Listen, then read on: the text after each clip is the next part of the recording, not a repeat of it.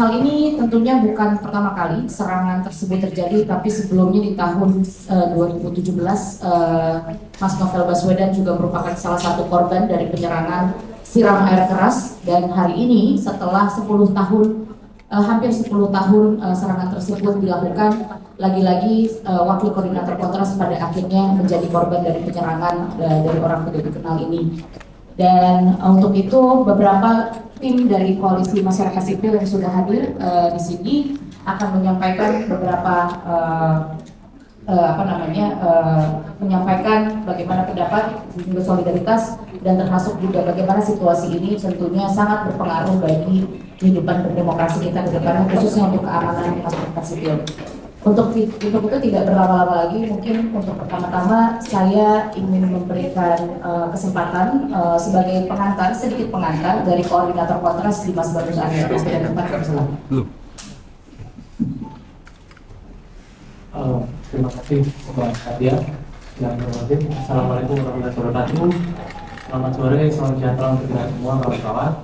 Sebelum saya mungkin menyampaikan pembukaan, karena mungkin beberapa kronologi sudah disirkulasi ke teman-teman media, begitu ya. Saya nggak akan mengulang apa yang menjadi kronologi yang sudah bisa dibaca teman-teman semua. Tapi sebelum itu saya mau mempersilahkan teman-teman dari Walhi untuk maju, teman-teman dari Jatam untuk maju, teman-teman dari Perempuan Mahardika untuk maju juga, gitu ya. Kalau misalnya dari teman-teman Auriga, gitu ya, mungkin bisa maju. Kalau misalnya kursi nggak cukup, ya, terima kasih. Saya nggak enak sendiri bersilakan. Bismillah. Ya, teman-teman.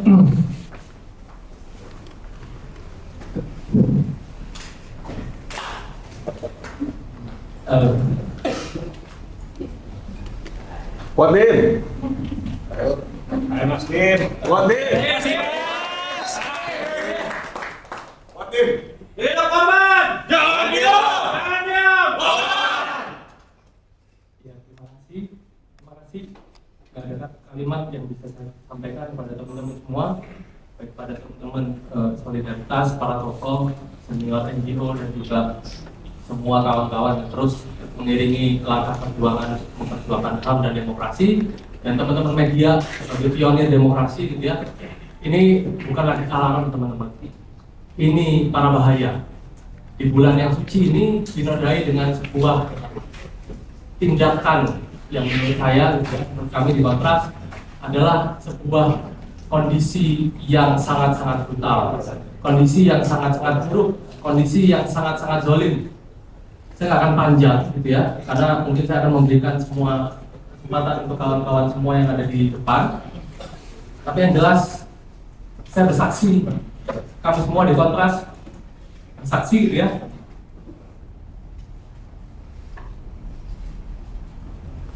Andri Yunus orang baik, gitu ya. Kalau dia nggak baik, teman-teman nggak datang ke sini. Kalau dia nggak baik, nggak ada yang bersolidaritas di rumah sakit dari tengah malam kemarin.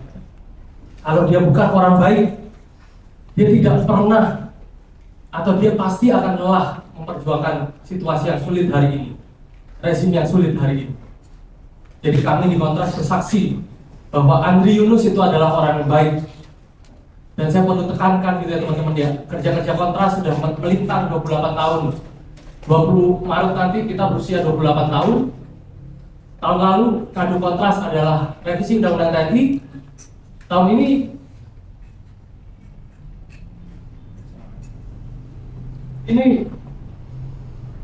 ancaman bukan cuma untuk Kontras, tapi untuk kita semua, gitu ya. Teman-teman pers, teman-teman mahasiswa, teman-teman guru, teman-teman pelajar, teman-teman semuanya yang selalu tidak pernah lelah memperjuangkan demokrasi, kecuali untuk orang-orang yang mengkhianati demokrasi. Jadi saya mau menyampaikan bahwa situasi ini sudah bukan alarm lagi. Teman-teman di sini semua berkumpul, ini bukan menyampaikan bahwa kita ada di alarm bahaya demokrasi. Inilah jurang demokrasi. Inilah titik nadir demokrasi. Saya cuma mau bilang satu, gitu ya. Kontras selalu menempuh, Kontras selalu mengalami sejumlah teror yang tentu ini perlu diusut. Tentu pelakunya harus diusut. Kami meminta akuntabilitas penegakan hukum kepada negara. Kami meminta keseriusan negara untuk serius terhadap perlindungan hak asasi manusia. Kami juga meminta supaya rezim hari ini yang mau dan juga sudah membuat Kementerian Hak Asasi Manusia itu mau berdiri bersama para pembela hak asasi manusia. Dan terakhir, dengan teror ini, teman-teman, dengan intimidasi, dengan apa yang dialami oleh Andri Yunus, ini tidak akan menyurutkan dan menghentikan langkah Kontras yang sudah dibangun 28 tahun. Kita akan terus maju. Saya mungkin akan mengutip sedikit satu kutipan dari anime favorit saya, Attack on Titan. We keep moving forward. Tatakae! Terima kasih. Terima kasih, Dimas. Terima kasih. Dengan pandangan tadi tentunya itu membuktikan bahwa dengan berbagai macam serangan yang telah dialami oleh Kontras dari sejak Munir sampai dengan hari ini kepada Andri, itu tidak membuat kita patah semangat dan kita akan terus berjuang tetap di depan, dan kita tidak akan takut juga dengan adanya serangan-serangan yang telah dilakukan oleh oknum yang tidak dikenal saat ini. Selanjutnya mungkin saya akan berlanjut kepada di sebelah Dimas, kepada Bang Usman. Mungkin waktu dan tempat, persilakan. Oke, selamat sore kawan-kawan semua. Pertama, kami ada di sini untuk mengutuk keras serangan air keras terhadap Andri Yunus, Wakil Koordinator Komisi untuk Orang Hilang dan Korban Tindak Kekerasan. Serangan ini bukan yang pertama kali dialami oleh Andri Yunus. Kita masih ingat tahun lalu ketika Andri Yunus menggeruduk rapat anggota DPR di Fairmont Hotel yang berujung dengan teror kepada Andri, kepada Kontras, baik melalui telepon maupun melalui cara-cara lain, termasuk dengan mengerahkan orang-orang tidak dikenal dan juga tentara. Tema-tema yang setahun ini banyak digeluti oleh Bung Andri memang tema-tema bersinggungan dengan militer. Bahkan di hari sebelum ia mendapatkan serangan, ia baru saja menyelesaikan podcast siniar di YLBHI tentang remilitarisasi dan judicial review. Tahun terakhir ini ia juga sibuk untuk judicial review tentang undang-undang TNI. Tapi sebagai aktivis Kontras, kita tidak pernah terkecoh untuk segera mengambil kesimpulan bahwa hanya karena pernah bersinggungan dan sering bersinggungan dengan tentara, sudah pasti pelakunya adalah tentara. Belum tentu. Jadi kita harus melakukan investigasi yang sangat serius, dan biasanya teror-teror itu muncul di tengah ketegangan konflik elit politik. Ketegangan konflik elit politik ini yang harus kita cermati untuk kita hubungkan dengan peristiwa serangan terhadap Andri Yunus. Perkubuan di dalam tubuh kekuasaan politik yang satu berseteru dengan yang lain biasanya menimbulkan jatuhnya korban. Saya kira ini yang harus kita telusuri, dan Kontras tidak akan pernah selangkah pun mundur karena sudah biasa untuk kami menerima teror dari tahun 98, tahun 99, 2000, hampir setiap tahun kantor kami diserang, dibom, beberapa staf kami di Timor Leste mati, kantor kami di Aceh dibom, rumah Munir dibom, dan puncaknya adalah Munir dibunuh. Jadi kepada para pelaku penyerang Andri, kalian adalah para pengecut, kalian orang-orang yang tidak layak untuk hidup, tidak bertanggung jawab.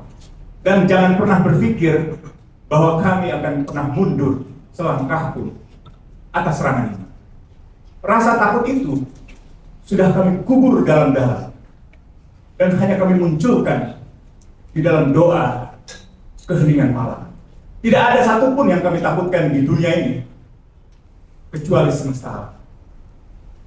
Munir dibunuh, kantor diserang berkali-kali, tidak pernah menghentikan langkah aktivis Kontras untuk bekerja dengan lebih baik lagi demi Indonesia yang lebih baik, demi Indonesia yang mencintai manusia. Jadi sekali lagi kami mengutuk keras dan kami mengecam negara yang berkali-kali tidak becus di dalam mengusut segala bentuk teror terhadap para aktivis, para akademisi, dan juga para warga, termasuk influencer yang bersuara kritis. Tidak ada satupun, bahkan kasus yang bisa kita pegang, misalnya setahun terakhir ini, yang benar-benar diungkapkan oleh otoritas negara. Ini adalah ujian buat kepolisian, ujian buat negara. Kalau memang becus mengurus negara, buktikan bahwa pelakunya bisa ditangkap dalam waktu yang tidak lama. Saya kira itu yang bisa saya sampaikan, dan kalau kawan-kawan melihat video tentang penyerangan terhadap Andri dan efek akibat langsungnya, luar biasa ganas, luar biasa melahirkan teror. Tapi rakyat Indonesia sudah belajar berkali-kali mengalami teror. Rakyat Indonesia sudah berkali-kali diadu domba, distigma sebagai teroris, sebagai Talibanis, sebagai anarkis, sebagai makar, dan itu tidak akan membuat kami gentar sedikit pun untuk memperjuangkan keadilan. Hidup korban! Jangan diam! Hidup korban! Jangan diam! Baik, terima kasih kepada Bang Usman. Selanjutnya mungkin bisa berlanjut ke Prof. Sulisya. Terima kasih Pak Tia. Andri Yunus adalah anak muda. Sebagian besar orang-orang di ruangan ini adalah anak muda. Secara demografis, Indonesia saat ini posisinya adalah anak muda menempati jumlah penduduk terbesar. Mereka akan melanjutkan Indonesia di masa yang akan datang. Akan lahir tokoh-tokoh politik, tokoh-tokoh publik dari anak-anak muda di segala bidang, politik, hukum, ekonomi, lingkungan, human rights, dan semuanya. Dan sejarah menunjukkan bahwa Indonesia itu diproklamasikan, dirawat oleh tokoh-tokoh publik yang adalah anak-anak muda. Apa artinya melakukan penyerangan terhadap Andri Yunus, juga penangkapan terhadap anak-anak muda sampai 1000-an, ratusan anak-anak muda hari ini masih di penjara? Apa artinya itu? Itu bukan sekedar membungkam anak muda, meruntuhkan demokrasi, bukan hanya sekedar itu, tetapi itu melukai bangsa sendiri dan menghancurkan kelanjutan masa depan bangsa kita melalui anak-anak muda itu. Dan Indonesia emas 45 adalah omong kosong ketika anak-anak muda dihancurkan dengan cara-cara brutal, melemahkan, mematikan. Tetapi mereka tidak akan pernah takut, seperti yang tadi dikatakan oleh Bang Usman. Semakin ditekan, semakin melawan. Jadi saat ini saya juga ingin menyampaikan, mengutuk keras tindakan-tindakan biadab yang terutama kita tidak bisa terima itu dilakukan terhadap anak-anak muda yang akan menanggung beban sejarah, yang akan menanggung kerusakan Indonesia yang diakibatkan oleh kebijakan-kebijakan yang sangat tidak, yang melawan konstitusi, melawan hukum, dan akan menghancurkan kita semua. Terima kasih Pak Sulis atas paparannya. Selanjutnya mungkin saya akan berlanjut dulu ke Mas Isnur. Ya, terima kasih. Salam kenal, saya Muhammad Isnur, Ketua Pengurus YLBHI. Andri adalah aktivis dan pejuang pembela hak asasi manusia sudah 10 tahun. Dalam 10 tahun sebagai pembela HAM, dia konsisten untuk berbicara di garis depan bersama Kontras dengan isu-isu yang bahkan kita nggak berani bicara. Isu-isu tentang represifnya aparat, isu-isu tentang bagaimana rehabilitasi, menembus ruang-ruang kehidupan sipil dan melanggar banyak hak asasi manusia, ya berbicara tentang temuan-temuan fakta, mulai dari peristiwa Kanjuruhan, peristiwa kekerasan Agustus, peristiwa banyak sekali, termasuk peristiwa Afan. Serangan terhadap Andri adalah serangan terhadap kita semua, serangan terhadap masyarakat sipil, serangan terhadap kemanusiaan, serangan terhadap keadilan, serangan terhadap seluruh korban yang sedang memperjuangkan hak asasi manusianya. Jadi ini bukan hanya serangan kepada Kontras, pada Andri saja, tapi serangan menyeluruh kepada kita semua yang selama ini kita merasakan kepedihan ketidakadilan. Andri berjuang bukan hanya di lapangan, di aksi-aksi Kamisan, menggeruduk sidang DPR tertutup, tapi juga bahkan di sidang-sidang mitigasi dia berbicara lantang sebagai pengacara, membela Del Pedro, membela banyak korban di ruang sidang, dan langsung dia membebaskan. Jadi Andri dalam ruang kerjanya dia jelas sebagai pembela hak asasi manusia yang dalam peraturan internasional wajib dilindungi. Dan secara standar pembela HAM adalah korban yang memang ditarget oleh banyak kekuasaan di mana-mana dengan berbagai cara. Jadi ini adalah bagian dari standar yang kemudian sering kali digunakan untuk mengancam pembela hak asasi manusia. Dan serangan kepada pembela hak asasi manusia, pembela lingkungan, pegiat anti korupsi dalam rentang 20 tahun terakhir terus meningkat, terus semakin kejam cara-caranya, semakin biadab, ya. Dan teror itu kemudian kalau nggak diungkap sangat lama. Peristiwa dulu Mas Novel Baswedan butuh 3 tahun untuk mengungkapkan 2 orang pelakunya dari aparat kepolisian, aparat BRIMOB, dengan sanksi yang sangat ringan. Dan belum tentu itu orang pelakunya. Jadi peristiwa seperti ini biasanya menemukan kendala-kendala yang menurut saya juga kendala teknis. Dari semalam kami sudah melihat dan berkomunikasi dengan orang-orang kepolisian, mereka sudah mengambil semuanya. Bukan mengambil seldom, seharusnya secara technicality tidak ada hambatan buat mereka mengungkapkan siapa pelakunya dan siapa otak belakang pelakunya. Pertanyaannya, apakah mereka berani mengungkapkan siapa mereka dan siapa di belakangnya? Ini bukan soal kemampuan, tapi soal kemauan. Maka kita menantang dan mendesak Kapolri, Kapolda, dan seluruh jajaran kepolisian, gunakan seluruh kemampuan reserse Anda, ilmu saintifik Anda untuk mengungkapkan ini, agar terbukti bahwa kepolisian itu ada, agar Anda bilang bahwa reserse itu memang punya kemampuan. Jangan kemudian seperti peristiwa Agustus, peristiwa penjarahan siapa yang dibilang adalah aktivis. Kami mendesak itu, dan kami yakin dan kami mendorong untuk ke sana.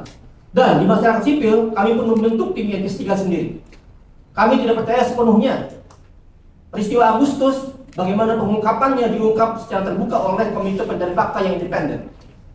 Maka masyarakat sipil dan sejak semalam kami punya inisiatif untuk kami juga akan melakukan investigasi. Jadi Anda jangan kemudian berjalan dengan lambat dan berupaya menyembunyikan, karena kami juga punya bukti-buktinya. Kami juga menelusuri semua itu. Kami menelusuri beberapa hari ini Andri diintai dari rumahnya, dari mesnya, tempat-tempat berkunjungnya. Kemarin seharian dari Celios, dari ILB sudah diikuti. Orang-orangnya jelas, semua terekam CCTV. Jadi kami pun punya hak untuk mengungkapkan ini ke depan. Kalau kemudian kepolisian lambat. Dan kita juga punya akses internasional. Namanya membela HAM itu dipantau oleh banyak special rapporteur. Ini menjadi pantauan yang menjadi penting ya, karena Indonesia sekarang menuju situasi di mana semakin ada chilling effect, menakutkan, serangan kepada aktivis, kepada bahkan influencer ya, semakin terus datang kepada kita. Itu yang pertama. Yang kedua saya ingin kabari. Sejak semalam Andri langsung masuk ke RSCM, masuk IGD, dan langsung ditangani oleh dokter-dokter. Langsung semalam bahkan ada dokter yang menangani. Tentu kami juga mengapresiasi RSCM yang dengan cepat ya menangani. Semoga mudah-mudahan pulih kesehatannya. Tapi matanya ini mendapatkan serangan ke dampak 24%. Jadi dicurigai ini adalah asam yang memang melepuh. Jadi bajunya itu seperti baju langsung dibakar. Bahkan speedometer motornya pun melepuh. Jadi nggak terbayang korosinya kepada kulit, kepada badan Andri itu seperti apa gitu. Mudah-mudahan kami juga mohon doa kepada seluruh rakyat Indonesia agar Andri bisa kembali pulih dan bisa mendapatkan kesehatannya maksimal kembali, tidak terjadi apa-apa gitu ya. Dan tentu ini kita juga mendorong negara bertanggung jawab. Andai kan Andri membutuhkan pengobatan yang maksimal ya, sampai kemanapun kami minta negara memfasilitasi. Ya, negara harus menjaga, bertanggung jawab atas petugas ya, kemanusiaan yang sedang berjuang. Andri ini berjuang kemanusiaan, berjuang konstitusi. Maka negara bertanggung jawab terhadap aspek-aspek yang mereka gagal melindunginya. Itu yang kedua. Kami berterima kasih, tapi juga kami mendesak negara ya tidak membiarkan apapun dan memberikan pengobatan yang maksimal kepada Andri kemanapun. Ya. Jangan sampai lagi warga, ya kan? Negara punya uang banyak, aks banyak, maka harus mengobati secara maksimal. Yang ketiga adalah ini ke depan teman-teman kami memprediksi tidak hanya kepada Andri. Ya. Karena sebenarnya ancaman diterima juga karena sekarang sebenarnya Andri menjadi bagian dari tim investigasi pencari fakta. Ya, ini ancamannya bukan diterima hanya Andri tapi juga teman-teman sebagian yang lain, tapi kami sedang menelusurinya. Jadi mohon kepada kawan-kawan untuk meningkatkan respons keamanannya. Ya, sekarang tidak ada lagi kesempatan buat kita menunda. Sekarang semuanya jurnalis harus menjaga standar keamanannya, pelajar, aktivis, mahasiswa semua juga sama. Jadi kita harus saling jaga, ya. Kita harus saling bantu, saling melindungi. Karena negara ternyata seringkali abai. Nah, jadi tugasnya adalah kita saling menjaga, saling melindungi, saling membantu. Karena apa? Karena tantangannya makin besar. Ya, di mana-mana sekarang ada militer, tadi dibilang ada MJJ, pasukan putih dan lain-lain. Makin masuk terangsek kemana-mana. Itu tambahan dari saya. Terima kasih. Selamat sore. Terima kasih Mas Isnur. Sebelum ke Pak Novel, saya mau ke sebelah sana lagi pada Pendeta Butong dan juga Mbak Almas, boleh bersama. Selamat sore teman-teman semua. Saya mewakili teman-teman Bapak dan Ibu di Gerakan Nurani Bangsa. Tentang Gerakan Nurani Bangsa, ada tokoh-tokoh bangsa kita di sana, para senior kita.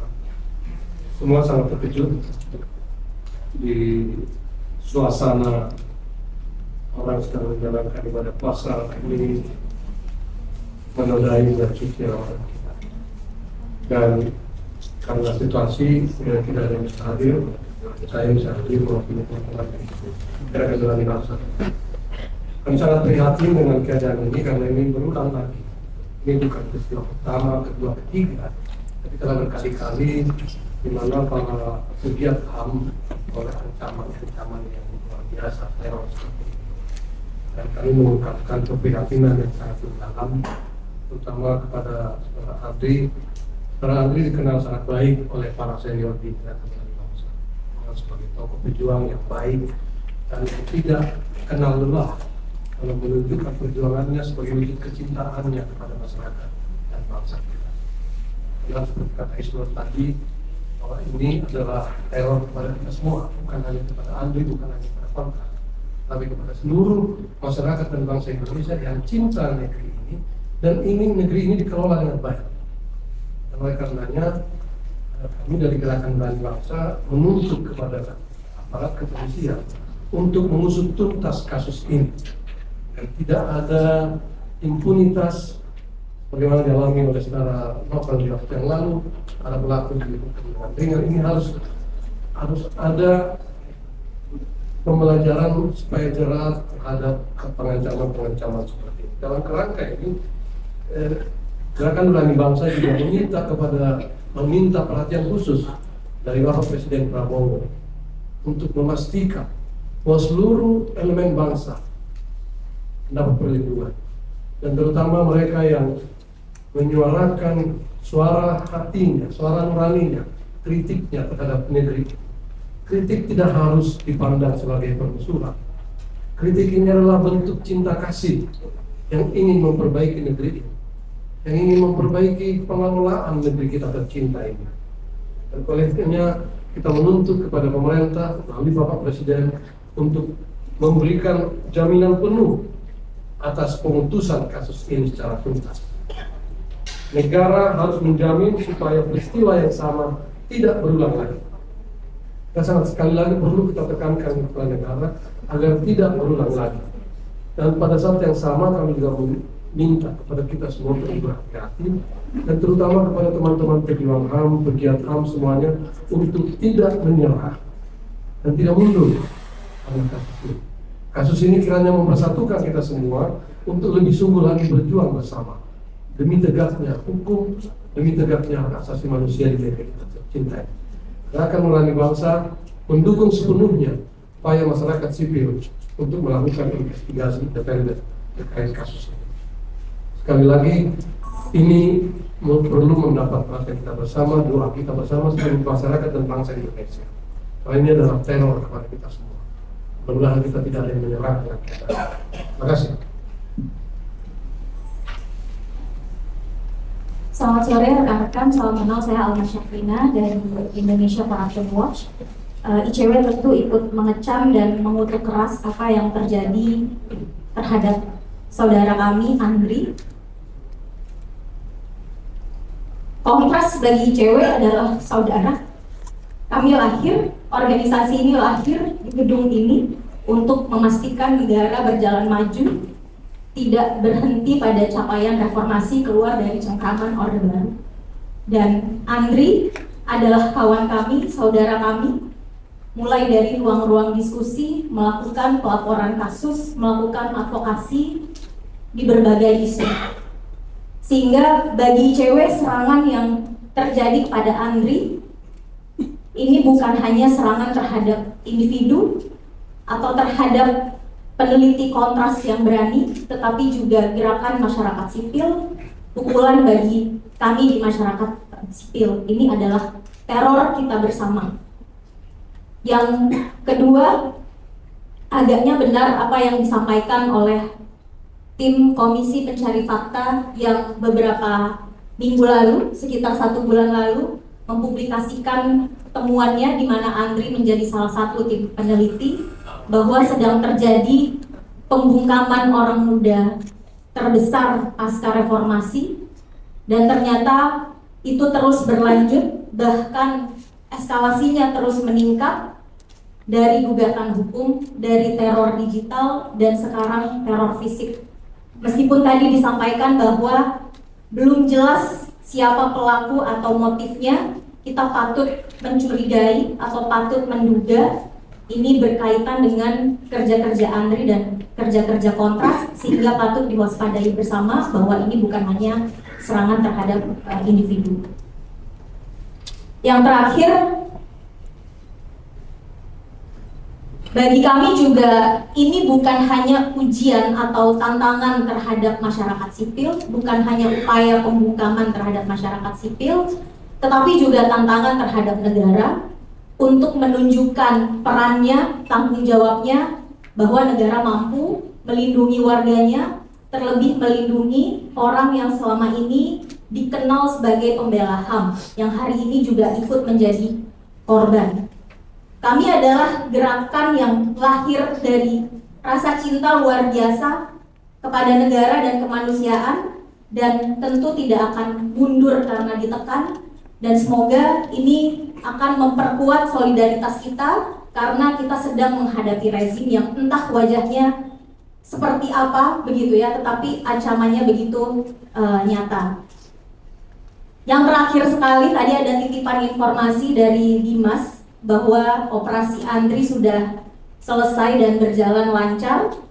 Kita doakan semoga Andri lekas pulih, meski kita tahu juga dampak dari serangan itu sangat fatal, 24% tubuhnya terluka parah, tapi semoga harapan terus harus kita nyalakan, semoga Andri terus pulih, dan doa kita semua untuk Andri. Terima kasih, Assalamualaikum. Terima kasih, Mbak Almas. Selanjutnya saya berikan kepada. Baik, terima kasih. Bismillahirrahmanirrahim. Yang pertama saya ingin menyampaikan bahwa Andri Lubis orang baik. Dia orang yang berintegritas, kritis, dan berani. Apa yang dia lakukan itu bukan untuk kepentingan pribadinya dia. Dia berjuang, dia melakukan sesuatu untuk kepentingan orang banyak. Itu satu poin penting yang ingin saya sampaikan. Dan hari ini dia diserang, terus tadi malam ya, dia diserang. Yang serangannya itu saya yakin maksudnya membunuh. Kenapa? Dia siram, pelakunya ini menyiram air keras di area muka. Kalau area muka itu kena air keras, kemudian gagal nafas dan bisa meninggal orang. Paling tidak Pelaku ini menghendaki cacat permanen. Begitu jahatnya pelaku ini. Saya ingin menggambarkan bahwa ini kejahatan yang sangat serius dan biadab. Yang diserang adalah orang baik. Dia kritis, dia peduli, dia mencintai negaranya. Yang kedua, saya ingin sampaikan bahwa tadi sebelum di sini saya sempat lihat CCTV-nya kejadiannya. Dari CCTV yang saya perhatikan, saya yakin pelakunya terorganisir. Pelakunya nggak satu motor yang berdua gitu, enggak. Terorganisir. Ada simbol-simbol yang dilakukan di lapangan sehingga ketika menyerang itu begitu terorganisir. Ini suatu yang direncanakan untuk menyerang. Jadi begitu jahatnya mereka ini. Biadab sekali. Kalau kita lihat bagaimana pelaku itu melakukan terorganisir sedemikian rupa, tentu ini bukan masalah pribadinya Andri Yunus, sehingga ini menjadi hal penting. Dan saya yakin, tadi saya juga dapat informasi bahwa dari Polri sudah melakukan beberapa langkah investigasi. Tentunya kita ingin apresiasi juga. Begitu juga dengan RSCM yang telah memberikan layanan yang terbaik. Tapi pengusutan ini harus dilakukan dengan menyeluruh. Semua orang yang terlibat harus diusut. Aktor intelektualnya harus disentuh, harus dijangkau dan diberikan pertanggungjawaban yang berat. Oleh karena itu, saya juga mendesak kepada Pak Presiden agar memberikan perhatian terhadap perkara ini dan memberikan dukungan kepada Polri untuk bisa mengusut dengan sungguh-sungguh agar semua pelakunya bisa diberikan hukuman yang seberat-beratnya. Betapa jahatnya orang yang sudah mau merelakan kepentingan pribadinya dikesampingkan untuk membantu kepentingan orang banyak, untuk membantu kepentingan masyarakat, kepentingan negara, kemudian diserang secara brutal. Dan ini bukan masalah yang sekedar kejahatan biasa, ini kejahatan yang sangat luar biasa. Kita tidak mau kemudian terjadi seperti kasus-kasus yang sebelumnya, di mana hanya pelaku lapangan saja yang hanya 2 orang. Saya yakin pelakunya banyak. Oleh karena itu pengusutannya harus kita dorong, kita awasi sama-sama, dan kita desak agar diusut dengan sungguh-sungguh dan menyeluruh. Dan prosesnya harus dilakukan dengan transparan, serta harus bisa diberikan hukuman yang seberat-beratnya agar tidak terjadi lagi. Bayangkan kalau pelaku-pelaku yang sebrutal ini, sebiadab begini, hanya diberikan sanksi yang ringan, maka orang-orang berani meniru perbuatan itu. Maka kita semua tentunya berharap bisa diungkap dengan semaksimal mungkin, diusut dengan sungguh-sungguh. Aktor intelektualnya harus diberikan atau didapatkan atau diberikan pertanggungjawaban yang seberat-beratnya, sehingga ini menjadi contoh tidak terjadi lagi di kemudian hari. Bayangkan seandainya apa yang dilakukan itu kemudian berhasil membuat kami takut, maka besok-besok orang nggak mau lagi peduli dengan orang lain. Tidak ada lagi yang mau peduli memikirkan kepentingan masyarakat, kepentingan negara, dan kritis untuk kepentingan bersama. Oleh karena itu, mendorong agar pengusutan hukum dilakukan dengan sungguh-sungguh ini menjadi hal penting. Dan sekali lagi tentunya saya ingin menyampaikan bahwa tujuan pelaku membuat takut kami salah besar. Kami nggak takut. Dan tentunya saya sangat mengapresiasi kawan-kawan baik dari YLBHI, Kontras, dan yang lain-lain yang ada di sini. Mereka orang-orang yang punya kesungguhan luar biasa dan mereka cukup kompak, dan ini penting karena memperjuangkan hal-hal yang penting masyarakat harus dilakukan secara bersama-sama. Saya kira itu. Terima kasih. Assalamualaikum warahmatullahi wabarakatuh. Waalaikumsalam warahmatullahi wabarakatuh. Mungkin Mbak Bibit. Selamat sore kawan-kawan. Assalamualaikum warahmatullahi wabarakatuh. Nama saya Bivitri Susanti, Dirjen Konstitusional dan Administrasi Proses ASD, Kumpulan Saya dan Praktisi Hukum Tata Negara dan Hukum Tata Negara. Ada 3 hal yang saya sampaikan. Yang pertama, kalau tadi teman-teman melihat Dimas sama dengan kita semua yang ada di sini, emosional. Tapi emosional itu bukan berarti kami lagi takut, bukan berarti kami sedih meratap, tapi karena kami sebenarnya marah. Marah karena yang kami lihat itu ini Andri bukan yang pertama kali. Jadi kami emosionalnya sebenarnya karena itu. Andri bukan yang pertama. Teman-teman tahu sendiri, kawan-kawan wartawan juga sudah mengalami teman-teman Tempo, ngirimin bangkai segala macam, ada yang dikasih bom molotov, tapi tidak pernah selesai. Sampai akhirnya Andri yang bersama kawan-kawan kontras biasanya rajin menginvestigasi hal-hal yang selama ini dialami oleh kita semua, malah kena sendiri. Emosionalnya karena itu, sehingga kami ingin memberi pesan bahwa kami tidak takut. Jadi kalau ada yang merasa ini semua akan membuat kelompok-kelompok masyarakat sipil menjadi takut dan diam, mereka salah besar. Karena ini akan justru membuat kami makin kuat dengan catatan kita semua kuatkan SOP keamanan masing-masing karena kita sekarang harus bertahan dari sesuatu yang nggak kelihatan wajahnya. Nggak kelihatan, mungkin kita tahu sedikit banyak tapi tidak pernah bisa ada yang mengungkapkan dengan clear. Yang kedua yang ingin saya sampaikan, karena posisi Andri sebagai pembela HAM, kita semua tahu tujuannya bukan personal. Begitu banyak sekarang hal-hal yang disembunyikan, alasan personal, alasan-alasan yang sifatnya sama sekali tidak ada kaitannya dengan pekerjaan yang dilakukan, tapi kita tahu persis Andri sangat vokal dan kita bahkan tahu sudah ada kerangka kerja mengenai pembela HAM, perlindungan pembela HAM. Dan disinilah makin pentingnya, dan disinilah kita mesti bikin track record yang lebih jelas apa saja yang sudah dilakukan oleh Andri dan apa saja yang dilakukan oleh kawan-kawan di sini, sehingga kita sudah bisa menduga siapa yang ada di balik penyerangan ini. Terakhir berkaitan dengan kasusnya Mas Novel, saya waktu itu ada dalam TPF-nya Komnas HAM untuk pengungkapan kasus Novel Baswedan. Dan dari pengalaman itu saya tahu persis seperti yang dikatakan oleh Isnur dan juga kawan-kawan yang lain, tidak ada persoalan teknis. Saya ikut rapat di banyak institusi, ikut wawancara sebagai anggota TPF waktu itu. Wow, lengkap sekali teman-teman. Kalau mau dibilang kayak di TV-TV gitu, film-film Hollywood, iya. Tapi toh ternyata yang terungkap hanya 2 orang di kasusnya Mas Novel yang ternyata bukan dalangnya. Nah, yang kami khawatirkan kan selama ini semua serangan terhadap masyarakat sipil selalu cuma dibalas dengan oh itu bukan kami, itu bukan aparat, kata negara. Bagi kami itu bukan jawaban yang kami harapkan.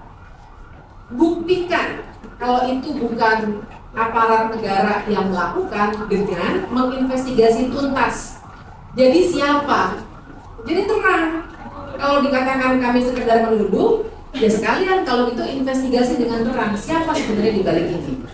Jadi kami sudah melakukan prosedur-prosedur yang standar, terlepas dari banyak hal teknis dan ideologis yang juga kami diskusikan.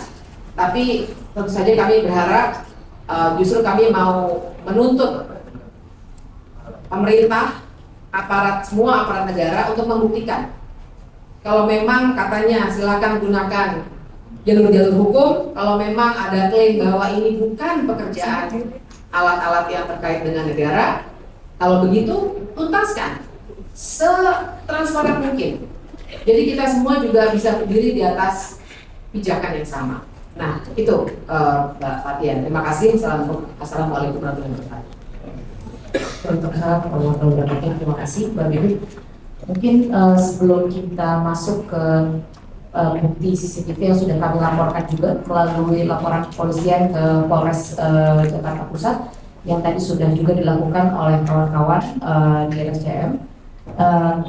Sebelum ke sana mungkin saya meminta beberapa perwakilan dari belakang kepada Bang Ferry Amsari mungkin, atau ada lagi yang mau menyampaikan 2 orang mungkin perwakilan. Udah Ferry aja, silakan. Iya. Terima kasih. Assalamualaikum warahmatullahi wabarakatuh. Saya merasa penting untuk mengulang poin ini bahwa Andri Yunus orang baik, titik. Dan semua orang tahu kebaikan dia selalu dengan keramahan. Dan keramahan itu bisa berubah jadi marah ketika negara bertindak tidak wajar kepada warga negara. Hari ini negara memperlakukan Andri Yunus dengan tidak patut. Oleh karena itu saya ingin menghimbau negara, dalam hal ini Presiden, Kapolri, Kejaksaan Agung, dan seluruh aparat negara yang terikat dan terkait dengan perkara-perkara apapun yang sedang ditangani Andri Yunus, untuk bersungguh-sungguh mengungkap perkara ini. Jika negara gagal mengungkap siapa pelaku kejahatan dan perbuatan keji ini, bagi kami negara adalah bagian dari kejahatan. Dan bagi saya titiknya sudah selesai, bahwa negara harus bersiap untuk menghadapi perlawanan rakyat semesta. Terima kasih. Ya. Sorry teman-teman, dari PGI kami sudah keluarkan siaran pers. Pertama secara khusus kami mau bilang bahwa Andri Yunus ini orang baik. Dia sangat membantu banyak dalam advokasi, terutama dalam kasus-kasus di Papua. Terakhir dia sangat membantu dalam penyelidikan kasus mutilasi di Timika Agustus 2 tahun lalu ya. Dan para pelaku akhirnya disidang dengan hukuman yang maksimal. Dan itu luar biasa. Kami sangat menghargai Andri Yunus, dan PGI menilai bahwa serangan, intimidasi maupun pembungkaman terhadap siapapun yang membela martabat manusia itu tidak dapat dibenarkan dengan alasan apapun. Kekerasan semacam ini merusak fondasi demokrasi, mengancam ruang kebebasan sipil, dan menyebarkan ketakutan di masyarakat.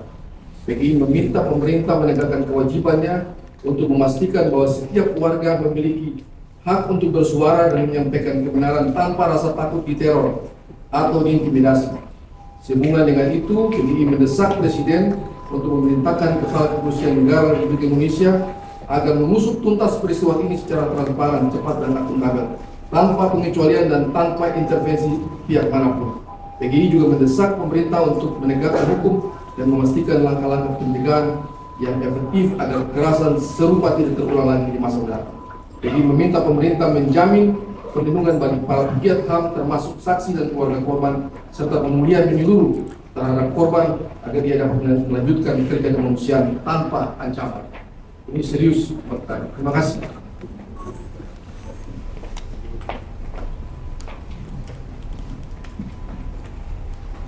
Selanjutnya ada perwakilan dari Perempuan Mahardika dan juga dari Mas Nurholis untuk menyampaikan.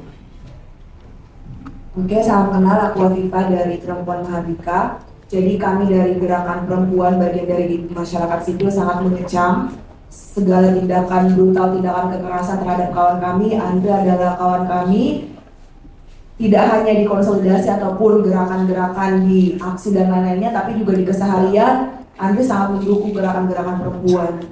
Andri adalah orang terdekat dari orang-orang terdekat kami, juga orang terdekat kami yang sangat mendukung gerakan perempuan.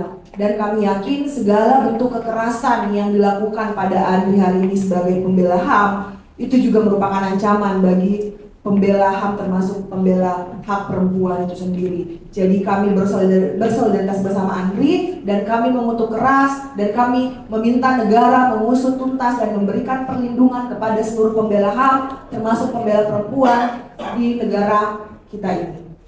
Mungkin itu, kami orang muda tidak hanya diberikan teror dari tahanan-tahanan politik. Sampai hari ini Andri juga menjadi korban. Mayoritas dari seluruh tahanan politik yang hampir menyentuh angka 1000 itu mayoritasnya adalah anak muda. Dan ini adalah ancaman besar bagi gerakan muda itu sendiri. Tapi sekali lagi, alih-alih jinak, kami akan terus melawan. Alih-alih termakan dengan politik ketakutan itu, kami perempuan, kami orang muda akan terus maju dan juga mendapatkan dan juga mewarisi keberanian dari kawan-kawan kami termasuk Andri. Terima kasih. Selamat sore rekan-rekan, saya Nurholis, moderator. Dua saja karena sudah banyak yang dibicarakan. Pertama, dalam perspektif legal, saya pikir saya perlu menggarisbawahi begitu banyaknya teror yang sudah terjadi. Aceh belum ini, para influencer juga teror, dan kita belum tahu hasil saat ini. Itu mengungkap satu hal, bahwa negara to some extent gitu terlibat kita harus berani bilang by legal bahwa negara, pemerintah terlibat terhadap semua serangan terhadap masyarakat sipil Indonesia. Keterlibatannya beragam. Ketidakmampuan dia, khususnya dalam melakukan mengusut tuntas, itu memiliki konsekuensi hukum bahwa dia terlibat setidaknya tidak langsung terhadap setiap teror yang terjadi. Kegagalan mereka dalam menghukum para pelakunya adalah keterlibatan mereka secara tidak langsung, dan mereka liable, bertanggung jawab terhadap hukum atas kejahatan ini dan turut serta dalam kejahatan ini. Jadi pembuktian terbalik berlaku apabila pemerintah dengan segala macam kapasitas, kemampuan, semua kapasitas teknologi dan segala macam untuk mengungkap yang mudah saja tapi itu tidak dilakukan, maka dia sedang menunjuk dirinya sendiri sebenarnya. Jadi mengulang apa yang disampaikan oleh rekan-rekan, tunjukkan bahwa Anda tidak terlibat dengan sungguh-sungguh untuk mengusut setiap kasus serangan terhadap masyarakat sipil. Itu yang pertama.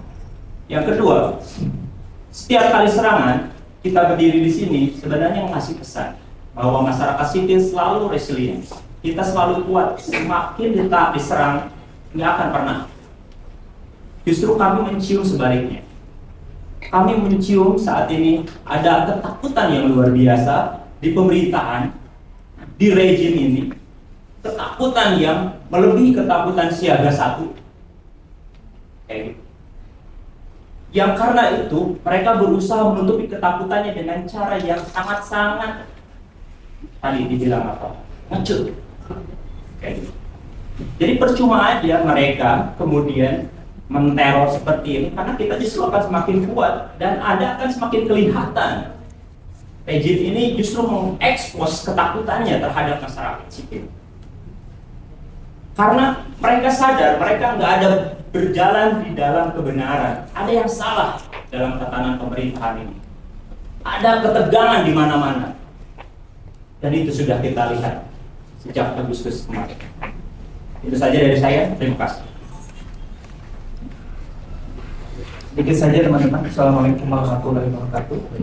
Saya Lakswani Nito, Ketua yang 57 plus Institut Asosiasi Eks Pegawai KPK yang ada. Jadi pesan pertama yang saya ingin sampaikan bahwa sebetulnya apabila proses penyidikan ini gagal, bukan kegagalan pertama dari kepala kepolisian dan publik. Kenapa? Karena pada saat waktu di KPK, penyerangan terhadap anggota kami Pak Novel Baswedan pada saat itu pun tidak terungkap pada saat dia berposisi sebagai kepala Baris Krim. Artinya ketika ini terjadi, kita bisa melihat polisi sangat sakti, ahli dalam membongkar, mengejar aktivis yang ada di Indonesia. Yang hasilnya apa? Dia bebas dibebaskan. Tapi sangat lemah ketika melakukan proses penyidikan terkait dengan serangan terhadap demokrasi, anti korupsi, dan juga hak asasi manusia.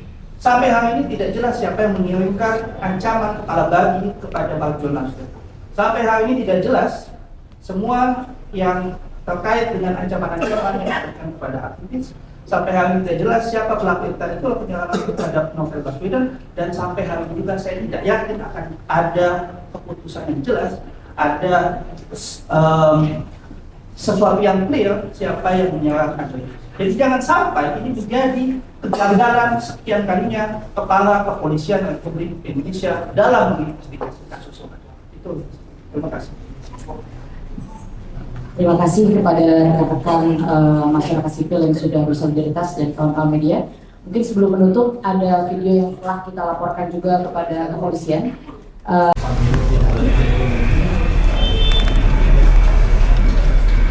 Bisa terlihat ini pelaku putar balik, lalu menunggu sebentar di situ. Nah, penyerangan dilakukan.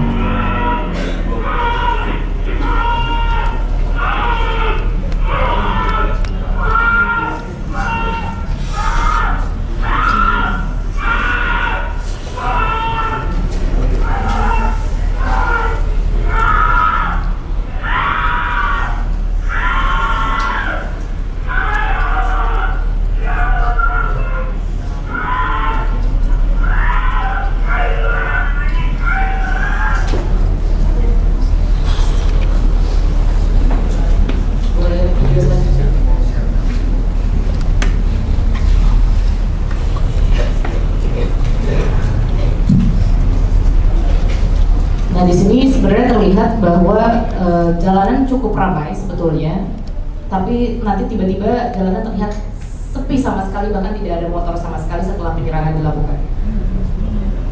Nah, itu adalah ketika berpapasan antara motor pelaku dan juga motor korban, dan setelah itu jalanan sepi sama sekali. Jadi sebetulnya ada juga indikasi bahwa ini tidak hanya dilakukan oleh 2 orang penyerang, tetapi juga ada perencanaan yang cukup sistematis di mana untuk mengamankan perimeter jalan dan lain sebagainya, yang itu sudah juga kami laporkan kepada kepolisian. Jadi mudah-mudahan kawan-kawan dengan situasi ini menjadi alarm kita bersama bahwa memang hari ini situasi sedang tidak baik-baik saja. Kita harus saling menjaga dan terus melawan gitu ya, dengan segala macam penyerangan yang sudah semakin vulgar dilakukan.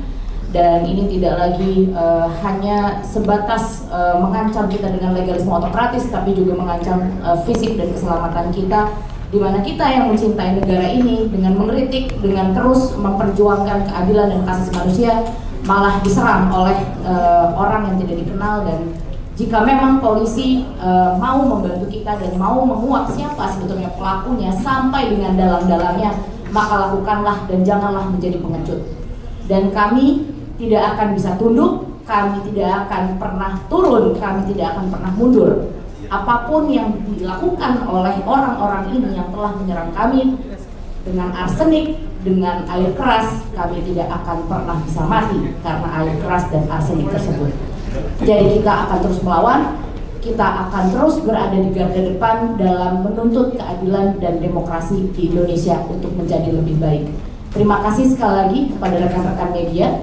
Dan jika ada yang ingin bertanya, mungkin bisa langsung doorstop di depan, atau nanti bisa ke narahubung yang sudah ada di dalam siaran pers. Dan terima kasih juga kepada rekan-rekan masyarakat sipil yang sudah hadir dan bersolidaritas. Kita akan kawal terus kasus ini sampai diusut tuntas oleh negara dan oleh kepolisian. Terima kasih. Assalamualaikum warahmatullahi wabarakatuh. Selamat sore. Rekaman CCTV, sebenarnya ada lebih dari 2. Karena CCTV warga itu yang kami coba telusuri di sekitar lokasi TKP itu ada 16. Cuma lagi-lagi kemudian keterbatasan dan akses gitu ya. Kami juga sedang meretrieve CCTV di beberapa lokasi sebelum proses naas gitu ya di TKP. Itu ada di lokasi yang di LBHI gitu ya. Karena kemudian sebelum peristiwa naas itu ada acara podcast di LBHI. Tentu kami coba untuk melihat apakah ada rencana penguntitan gitu ya. Tadi Mas Isnu sudah menyampaikan bahwa rencana itu sudah ditemukan bahwa ada penguntitan bermula dari proses yang terjadi ketika Andri berada di kantor Selios di Jalan Banyumas Menteng, sampai kemudian acara di LBHI, dan terakhir adalah puncaknya adalah peristiwa naas di Jalan Salemba 1 atau di Jalan Telang gitu ya, yang jadi lokasi TKP. Dan berkaitan dengan apa yang tadi sudah disampaikan begitu ya, tentu langkah yang sudah kami lakukan adalah pembuatan laporan polisi. Lagi-lagi meskipun kemarin pihak polisi itu sudah datang, jadi ada 3 satuan gitu ya di level Polda, Polres, Polsek. Jadi Polda Metro Jaya itu ada 2 unit tim. Pertama dari Siber, yang kedua ada Resmob bagian Curanmor, yang dari Polres Jakarta Pusat itu ada tim Reskrim, ada kanitnya langsung kemarin yang mendatangi rumah sakit gitu ya untuk melakukan upaya investigasi, upaya pencarian petunjuk, dan juga upaya-upaya lain dalam melakukan sejumlah langkah-langkah dalam mengupayakan pembongkaran informasi dalam olah TKP. Dan yang terakhir itu adalah Polsek Senen. Polsek Senen juga sama, unit reskrim yang kurang lebih juga pengen menggarisbawahi atau mencari soal sejumlah petunjuk-petunjuk yang mengarah pada pelaku. Mas, penguntitnya itu yang di kantor Selios itu sama nggak dengan pelaku yang tertangkap CCTV? Penguntitnya? Sejauh ini karena prosesnya itu masih dalam konteks kita analisis gitu ya, karena wajahnya masih samar, tentu kami coba untuk kemudian mencari kecocokan muka gitu ya lewat yang di LBI beda. Yang di LBI beda. Motornya orang-orangnya beda kalau yang LBI. Jadi tadi ya disampaikan Pak Novel, mungkin ini bukan operasi satu orang, tapi ini organized crime yang ada sejumlah tanda-tanda dengan simbol gitu ya atau kode yang pada akhirnya bisa memantik orang-orang yang masuk dalam organize yang sama gitu ya. Jadi intinya tentu dugaannya ini adalah organized crime. Ini tidak dilakukan oleh pelaku yang melakukan pelemparan air keras gitu ya, tapi ini juga bagian dari sistematika atau skenario yang memang sudah direncanakan. Jadi tentu ini perlu ada pengusutan lebih lanjut karena ini bagian dari upaya ancaman terhadap nyawa, upaya ancaman atau upaya pembunuhan terhadap saudara Andri Yunus. Mas, kan kalau misalnya ada satu orang pria dia kepalanya hampir keropos, itu kan langsung menghampiri Mas Andri ketika disiram itu, pria tersebut itu siapa?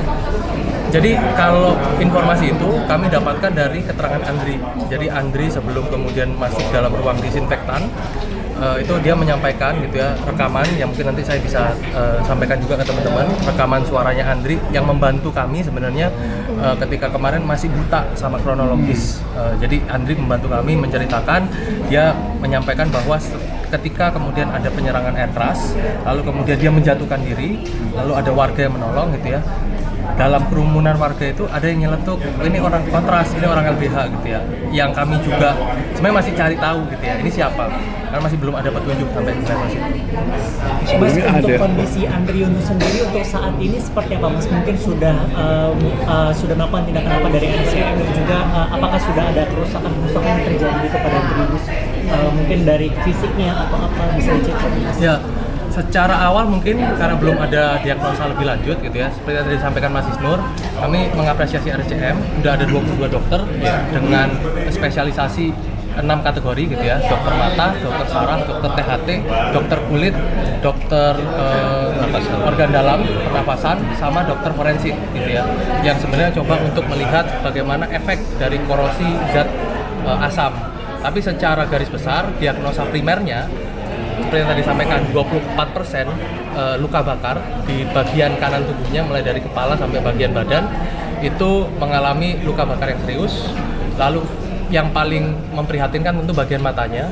Tadi sudah disampaikan bahwa operasinya sudah berlangsung dari jam 1 dan baru selesai sekitar pukul 4 sampai setengah 5 gitu ya. Artinya juga disampaikan bahwa operasinya lancar, semuanya baik-baik saja gitu ya. Dan dalam situasi hari ini mungkin bisa saya sampaikan bahwa keselamatan dari saudara Andri Yunus itu sudah dalam posisi yang aman gitu ya. Artinya mungkin dalam tahap masih penyembuhan, pemulihan, terutama efek dari luka bakar akibat dari reaksi kimia dari zat asam. Mas, untuk pembiayaan operasi ini dari keluarga atau dari bagaimana? Boleh kamera Mas? Oh ya, secara pembiayaan gitu ya, ini lagi-lagi ya semangatnya adalah warga bantu warga.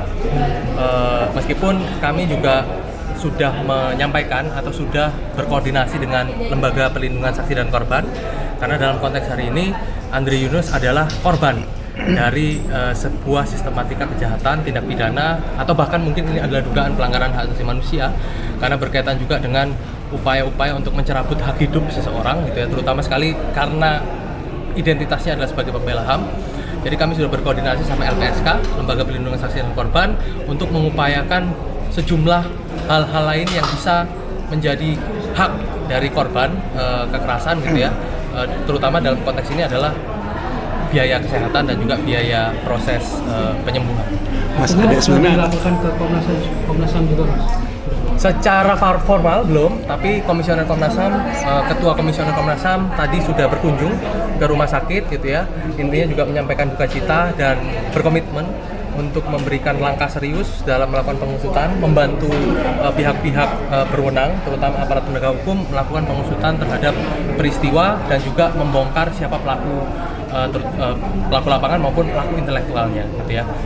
Secara formal laporan resmi belum ada, tapi secara gestur dengan kedatangan dari Komisioner Komnas HAM dan Ketua Komisioner Komnas HAM itu juga bisa menjadi salah satu bentuk bagaimana kemudian ada komitmen dari Komnas HAM untuk melakukan tindakan-tindakan proaktif terhadap situasi yang dialami oleh Andri Yunus. Mas, sebelumnya pernah ada ancaman dari PEX atau seperti apa nggak untuk teman-teman Kontras dan Andri sendiri gitu?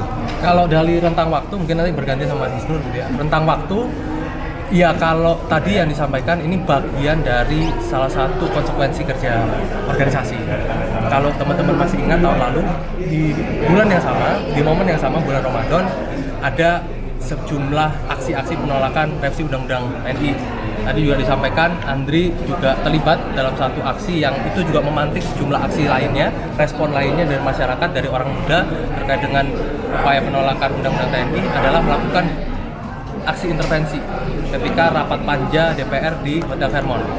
Nah, bagian dari itu ada beberapa rangkaian teror yang tadi disampaikan Mas Isnur, mulai dari teror teks tahun lalu gitu ya, semenjak kemudian upaya aksi intervensi yang dilakukan oleh Andri dan kawan-kawan. Yang kedua juga ada sejumlah kendaraan taktis dari TNI yang lalu lalang di depan kantor Kontras gitu ya. Jadi saya mau kasih ilustrasi. Mobil taktis TNI itu tonasenya 500 sampai 1000 ton. Dia melewati jalan Keramat Kuitang 2 yang notabene sebenarnya sangat sempit kalau teman-teman pernah ke situ. Jadi ini membuktikan ada sesuatu yang mungkin bukan hal yang umum dilakukan oleh kendaraan taktis. Nah, rangkaian teror lainnya seenggaknya dalam sebulan 2 bulan gitu ya, tidak ada yang signifikan, tidak ada hal-hal yang dirasa menjadi sebuah pemicu dari situasi eskalasi sampai kemudian penyiraman air keras. Tapi tadi saya berkomunikasi sama ayahnya Andri gitu ya, orang tuanya Andri, sekitar bulan Januari ada orang tidak dikenal gitu ya yang mendatangi rumah Andri di daerah Sukabumi, Jawa Barat, dan itu disinyalir juga mencari tahu soal Andri, mencari tahu soal keluarganya Andri gitu ya.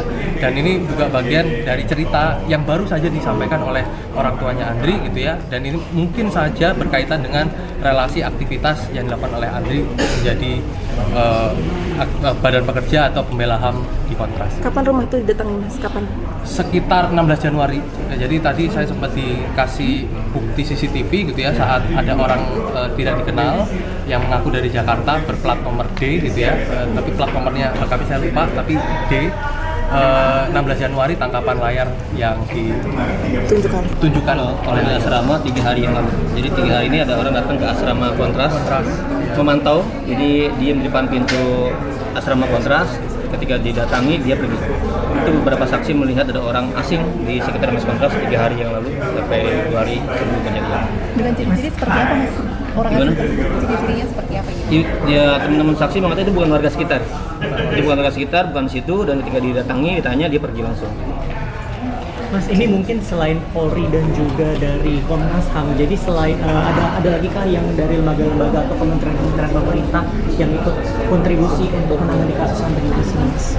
Yang sudah berkomunikasi adalah Kompolnas dan Komnas Perempuan. Jadi Kompolnas dan Komnas Perempuan sudah berkomunikasi juga. Mereka memiliki concern yang sama untuk bersama-sama mendorong ini diungkap secara maksimal. Selain LPSK ya. Kalau dari Kementerian HAM sendiri sudah ada komunikasi? Belum ada. Harusnya sih ini ya tugasnya mereka ya, termasuk ya. Dan ini adalah pembela HAM gitu, penggiat HAM dan organisasi hak asasi manusia. Harusnya Kementerian HAM menaruh perhatian serius pada serangan ini. Gitu. Mas, kalau pengintaian terhadap Mas Andri yang di kantor YLBHI itu pada saat hari kejadian aja? Ya, jadi sore hari Andri rapat mengenai tim pencari fakta di Celios. Kami lihat videonya, di situ sudah ada yang berjaga mengikuti. Motor? Ketika Andri pergi, dia juga pergi. Terus kemudian datang ke YLBHI, dia podcast. Kami lihat juga YLBHI ada yang menunggu di portal jalan situ. Jadi ketika Andri keluar dari YLBHI, dia pun pergi. Dia beranjak gitu. Itu yang kami lihat 2 titik di mana Andri berarti sudah diikuti dari sore hari. Dia sedang mencari kapan timing dan tempat yang tepat ya untuk mengeksekusi Andri gitu. Itu yang kami lihat dari pola perjalanan. Tapi terpenting gini, sebenarnya kan gini, seseorang yang bukan wilayah sekitar pasti bawa handphone. Dan kalau bukan wilayah sekitar pasti tertangkap oleh Seldam. Maka pertanyaannya sebenarnya sangat mudah mendapatkan informasi orang yang tidak terbiasa di situ, lalu-lalang menunggu di YLBHI, menunggu di Celios, menunggu di Jalan Talang itu, siapa dia? Jadi bukan hanya wajah CCTV, plat motor, tapi juga Seldam, ya, dan semua perangkat digital yang sekarang sangat mudah dikenali oleh kepolisian. Dan kepolisian punya alatnya. Jadi saya meyakini jika kepolisian profesional dan serius ini akan mudah buat mereka mengungkapkan sebenarnya. Terima kasih Mas Nur, Mas Dimas.